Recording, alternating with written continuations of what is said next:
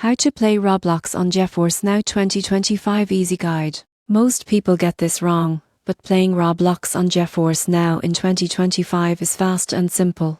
You won't believe how smooth gameplay can be even on a low-spec device. First, create a GeForce Now account and download the app for your platform Windows, Mac or mobile. Sign in and ensure your internet connection is stable. A 10 Mbps or faster connection is recommended. Next, search for Roblox in the GeForce Now library.